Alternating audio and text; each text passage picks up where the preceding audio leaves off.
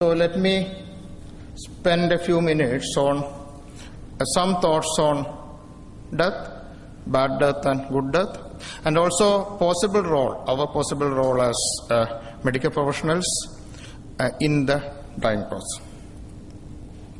So we all know this. We all know that birth and death are part of the continuum of life. But birth is very often a happy and healthy event.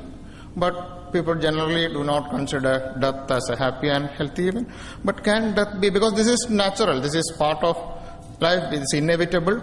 If you are born, you have to die. We all know this intellectually. But again, why is death so unhappy and miserable? Can death be happy and healthy? This is something that we have to ask ourselves, especially in a society which more or less is death denying. And there are also people who think that the meaning of life is that it stops. This is a quote from Kafka. There is some truth in it, though this is literature. There is some. If the meaning of life or the importance that we give to life, or we realize the value of life, only when you realize that this is not infinite. Each moment, each hour, each second matters. When you realize that what is given to you, what we take for granted now, is not unlimited. The time that we have with us, though when we are healthy and active, we believe that, or we go on as if this is unending. When you know that this is finite, then you tend to see what we have with us as more valuable, and the time that is with us more precious, because you do not know what is likely to happen in the future. So this is the meaning of life is that it stops, is a quote from Kafka. And then also, this is about the inevitability of death. Like we have been talking about healthy practices, we have been talking about healthy food, exercises, healthy lifestyle. Yeah, it helps to live you healthy till you die, but it will not avoid death. Whatever you do, the interesting quote which says that no matter how zealously you drink your orange juice, eat your fruit and vegetables, organize your sleep and do exercise, the fact remains that one day you will be dead. But something that has happened, something important that has happened over the last 50 years, is because of the interventions in medical technology, because the advances that we have in medicine, the way people die have changed enormously, drastically. You will understand it only when you look at the way people have been dying 50 years ago, 75 years ago, and the way people are dying now. So the medical technology, with the current medical technology, you have options. I'll come to this, which were not there in the past. And this is something people have been thinking about death, and the medical science has also been thinking about death and dying for a long time. And this is a book from in Latin. This is Ars Moriendi, Art of Dying. This early 15th century, when the printing press was first invented, this was one of the 5 books printed, and it continued to be the bestseller for 200 years, 2 centuries till the 17th century. But something happened in 17th century in the medical science, which the first time till 17th century. The prolongation of life was not part of what we call our aims of medical science. It was Francis Bacon. He's not a doctor, he's a philosopher, author. He's the one who actually first time suggested that prolongation of life should be a task of medicine. So he was arguing that prolongation of life is the most noble of all tasks of medicine. That was 17th century, and within another 200 years, we took it up on us so firmly that today, this is another quote from one of the books, to say that doctors are allergic to the smell of death, because we have been taught to see death as failure, death as defeat, and we turn away from death. So this is something that has happened over 2 centuries within medical profession. And when you look at medical literature, medical textbooks, and over the last 100 years, less and less mention of death and dying or comfort during dying in all the textbook, all the literature. Many of the terminologies also, philosophically also, the way medical science has been looking at death has changed dramatically. And this is a very interesting question. I very often ask this to groups of doctors: would you like to die the way your patient die? And most often the answer is an emphatic no. Particularly, I don't know how you will respond as general practitioners, because you might have seen a lot of deaths at home also.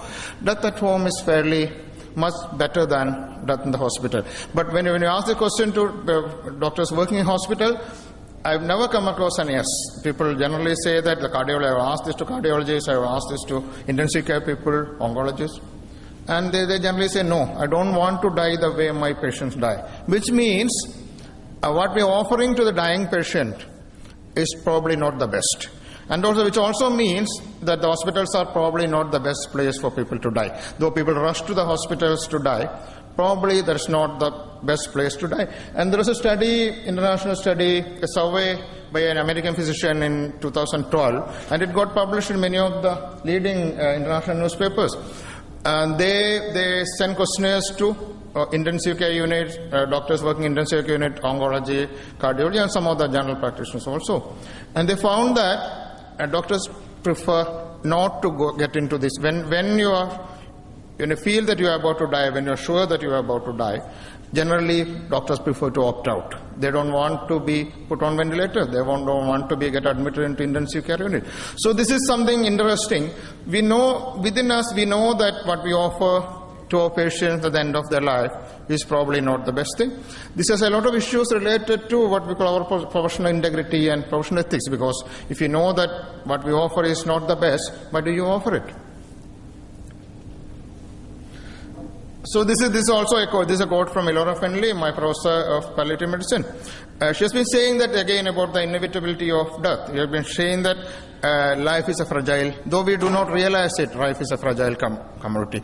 As doctors, we come across a lot of instances where active, very, very healthy people suddenly get down, suddenly sort of go downhill, suddenly get diagnosed with life-threatening diseases. So this is a very, very fragile commodity, and we usually undervalue the good quality of life, and we with the belief that this will, when death and ill health and life-threatening diseases are something that usually happen to other people, and we believe that it will never happen to us. And it's very hard to imagine in the shoes of somebody who is about to leave this world, and but the world continues without, like, as normal or as so.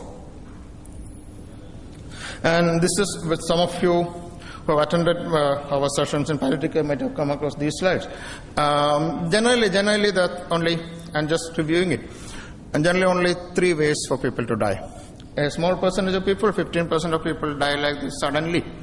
A major heart attack or an accident or a homicide, some without any premonition, without being healthy, and then going down suddenly. The majority of us, this can happen only to up to 15% of people. 85% of people means, again, there must be around 150 people in the group, and then 130, 140 of us are going to die either like this or like this. A diagnosis, life-threatening disease and steady decline, predictable death, or old age, multiple diseases, in and out of hospital, and then they die.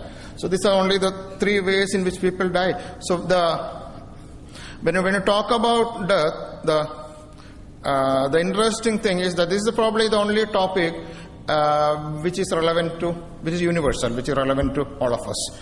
When you talk about cancer, you can always feel that, okay, I may not, the chance of getting cancer is only 1 in 5 or 1 in 6 after the age of 40.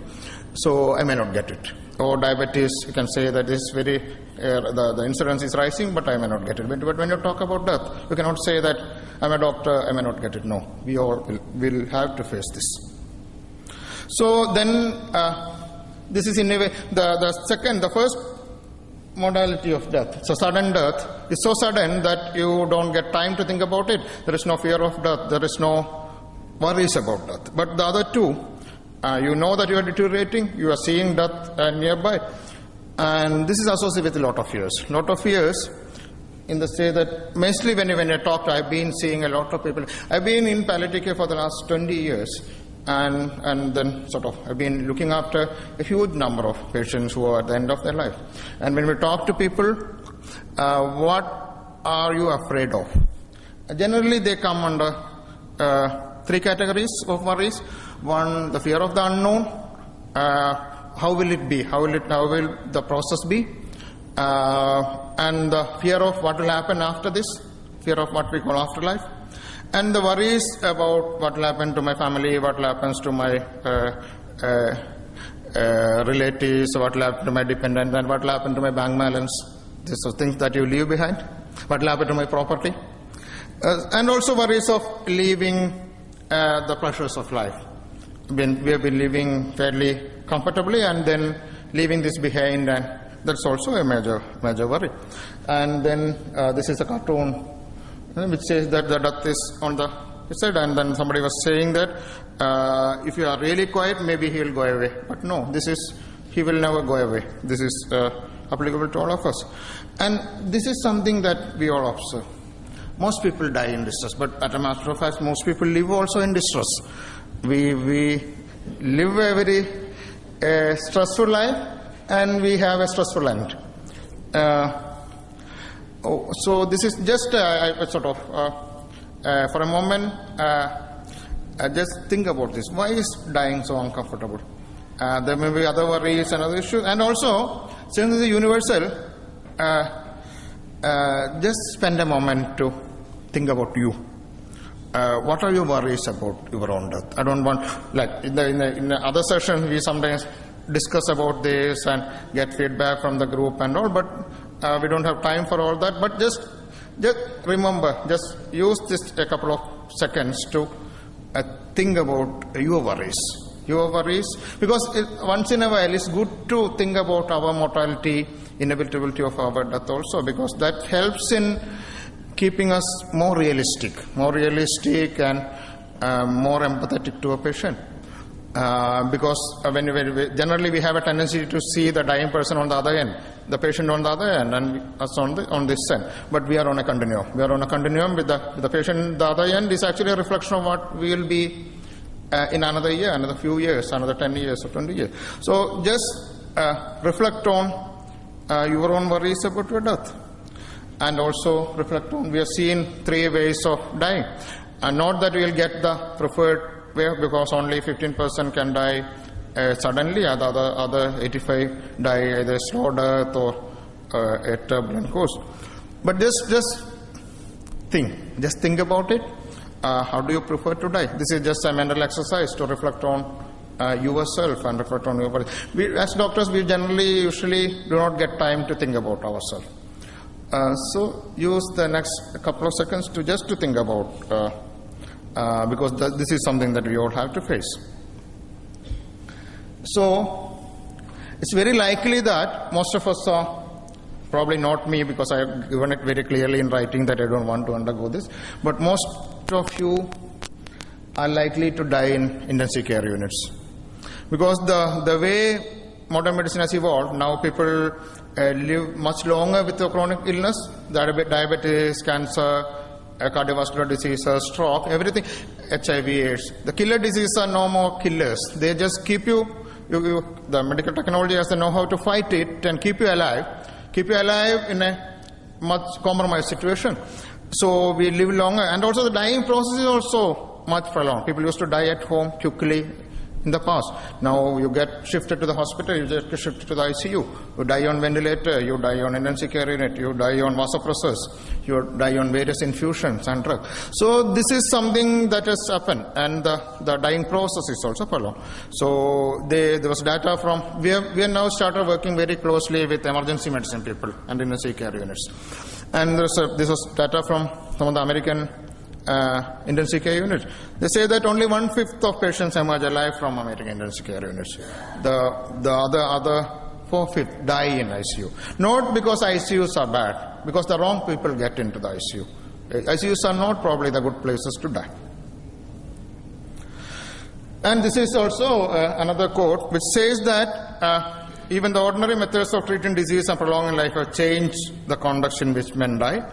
Fewer and fewer people die in the familiar surroundings of home or in the company of family and friends. At the time when when there is perhaps the greatest need for human warmth and comfort, the dying patient is kept company by cardiac pacemakers and defibrillators, respirators, aspirators, oxygenators, catheters, and the intravenous drop. Ties to the community of men are replaced by attachment to the assemblage of machines. You all know this. We are also part of the culprits. We know this. We have come across a lot of people who, instead of dying in the company of friends, relatives, and family members, die in isolation in ICU, in the company of strange faces and also all this machinery. And this is something very interesting. A bioethicist was suggesting that since medicine has given up or medicine has started ignoring the dying process and also ignoring the fact that people will die one day, and they created various technologies which can prolong life even in the dying phase. They just created a new difficulty for mankind. People now have to choose how to die, whether to die at home quickly. When you are 90 and you have COPD, chronic heart failure, then you have an heart attack, you can decide to die at home. Or you can decide to get shifted to the hospital, to the ICU. You may die in the hospital, or you may come back later and then go back after some time to die. Or you may die in the ventilator, you may die on an intravenous drip. So these are options. Now, earlier, 50 years ago, people did not have these options. When death comes, they die. Now we have options. With all these other new gadgets available, all the new medicines available, pneumonia, which used to kill very old people fairly quickly, now we can treat pneumonia. We treat pneumonia aggressively with the newer generation antibiotics and keep that person in the twilight with the area between living and dying for a long time. So this is a new difficulty that the medical technology has given to people, how to die. And this is also one of my favorite slides, which death in the past was more like analog clock. And after each digit, it's clearly black and white. In the past, people were either alive or dead. So, for example, the second one, the digital clock shows 11:13, and the next digit will be 11:14. There is no doubt about it. But look at the analog clock. Between 11:13 and 11:14, and the second needle moves. And there are a lot of time in between where you are neither in 11:13 or 11:14. So they were suggesting that death has become a gray area. And you do not know whether this person is actually living or actually dying. So this is a quote on palliative care, but palliative care is not just about death. It's about incurable illness. It's about improving quality of life. But it plays a major role in the dying process also. And also Dr. Jan Sternstad is familiar to some of you because his wife he was the head of cancer and palliative care at WHO for more than 15 years. And his wife is actually from Sri Lanka.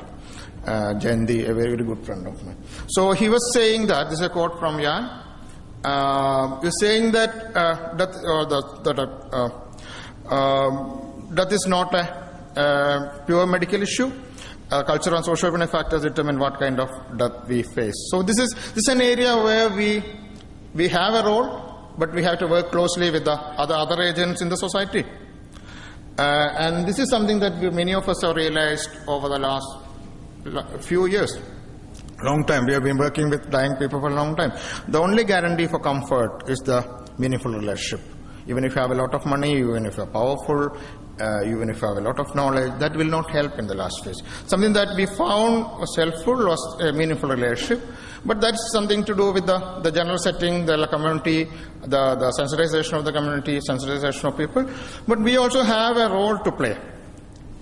What's our role as professionals? Because anything related to health, illness, or dying, or birth, doctors seek our advice. People seek our advice. The community generally look at doctors as experts in these areas. And can we do anything to make death and dying good, or may not call it good, or more comfortable? Yes, I think we can. So first of all, the basic ethical dictum, first of all, do no harm. This is a quote from Eric Castle, a US physician who has been writing a lot in New England Journal of Medicine on suffering. And he says that physicians' failure to understand the nature of suffering can result in medical intervention that, though technically adequate, not only fails to relieve suffering, but becomes a source of suffering itself. This is more appropriate in the case of the dying person. End of life care. Our intervention, let's make sure that, let's look at the intervention, think about the intervention before we suggest an intervention, and let's make sure that we are at least not causing harm, do no harm. This is the first step. The second step is doing good. We are capable of doing good.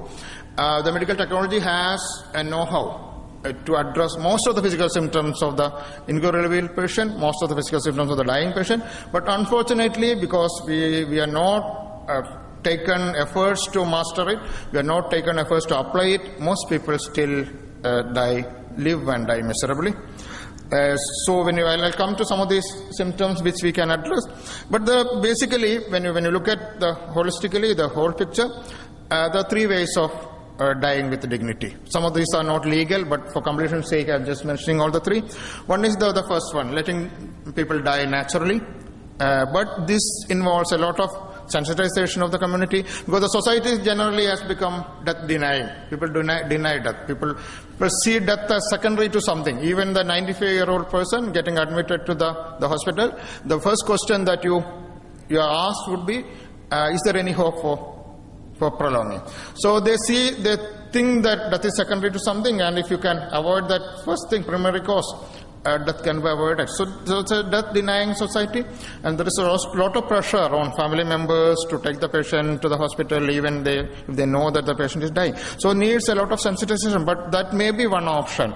If people are sensitized, people are aware, and there is a medical system which supports people, letting people die naturally. Second one is palliative care. You try to address the physical, psychosocial, and spiritual symptoms as much as possible to make the dying process more comfortable. Third one is not legally acceptable in most of these countries, but globally, some of the countries, euthanasia and physician-assisted suicide. Euthanasia is not acceptable only in a few countries. Physician-assisted suicide, in which the doctor plays a less active role by just giving a prescription. This is getting acceptable in many of the European countries and some of the states in the US. I mentioned it only because that to complete, if you search a net with dying with dignity, the phrase dying with dignity, you'll come across more of euthanasia and physician-assisted suicide sites than palliative care or letting people die. So generally, again, as I mentioned, if possible, keeping the patient at home is the best option, because hospitals are not the right places for these people. The usual trajectory, when somebody gets admitted to the hospital, the usual trajectory, when you admit the patient with the intervention and start intervening with the hope of recovery, and the treating team, even at some point the treating team realizes that there is no hope of recovery, we mechanically continue on the same track. Same IV fluid, same investigation, same x-rays, same antibiotics, though we know that this is futile. So this is the usual course, but certain instances, if you realize that this is futile, there are options. There are options like what we call controlled death. It's difficult ethically, difficult to take a decision because there are a lot of dilemmas involved, because involves withholding some of these measures, futile measures. So legally you're okay, ethically you're okay, but emotionally this will be very difficult for the family members and for the doctors to consider. Withholding life-sustaining measures, withdrawing life-sustaining. We already started the patient on ventilator or nasogastric feed, and do you want to withdraw it?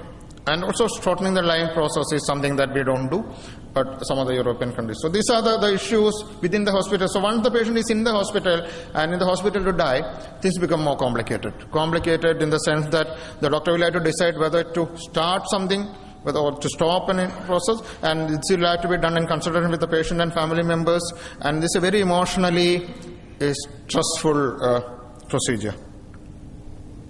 And there were a few studies which, again, people who knew that they were dying, there have been studies which researchers asked people what do they want. Well, these are the list of actually the main 5 points that emerge. People wanted good pain and symptom control, and they wanted to avoid inappropriate prolongation of dying process. They wanted to achieve a sense of control, which very often do not happen in most of our hospitals. And we wanted to relieve the burdens on the family, and also they want to strengthen the relationship with loved ones. And this was a list of preconditions for a good death published by a healthcare and study group of the elderly people, age concern. I don't know, this is European, basically from UK. Some of when we were discussing with some of our patients and family members and relatives and doctors, and some of these things, there were different opinions. For example, whether awareness of approaching death is good or bad is a precondition for good health is controversial. But knowledge of what to expect in the dying process, good symptom control, available to spiritual and emotional support, ability to make decisions with regard to care and place of death. Patient usually in our situation, patient is never asked. Patient is taken to the hospital, that person is shifted from one place to other. But what does he or she want? And to have time to settle unfinished business, and to say goodbye to loved ones, and to have and not to have life prolonged pointlessly. So these are some of the factors that some of the key conditions that emerged. And when you look at palliative care, basically, palliative care is not just terminal care. Palliative care is not just caring for the people who are dying, but it is part of it. The philosophy of palliative care, improving the quality of life of patients, whichever state the patient is, whether curable or incurable or dying. We believe that the patient has a right to good quality of life till the last moment, and we should not intervene to reduce that quality of life or cause more suffering. So, and also we should be able to help that facilitate the process of good quality life for the patient, whichever state the patient is in. If the patient is old, or if the patient is actually about to die, or the patient is having incurable illness, there's no reason for us to ignore that patient. So generally patients with progressive incurable diseases, and the care need to be interdisciplinary, and good management of pain and other symptoms. And it can include, this is not against curative therapy. We are working closely with curative therapy, so that even with curative therapy, the quality of life is much better. And psychological, spiritual support, and when the patient dies, there is some option for bereavement support. So the focus is mainly on suffering, relieving suffering, and improving the quality of life, and not on a particular disease process or not on a particular pathology. So this is what I have to talk to you about, basically about a few thoughts on the dying process and the good death and bad death. Basically our role would be to avoid unnecessary intervention, and also to take care of symptoms, to facilitate intervention by people who are willing to help and people who have the expertise to help, and also make sure that we don't compromise on the quality of life. We don't ignore the patient even when they are incurably ill, or even when they are dying. Thank you very much.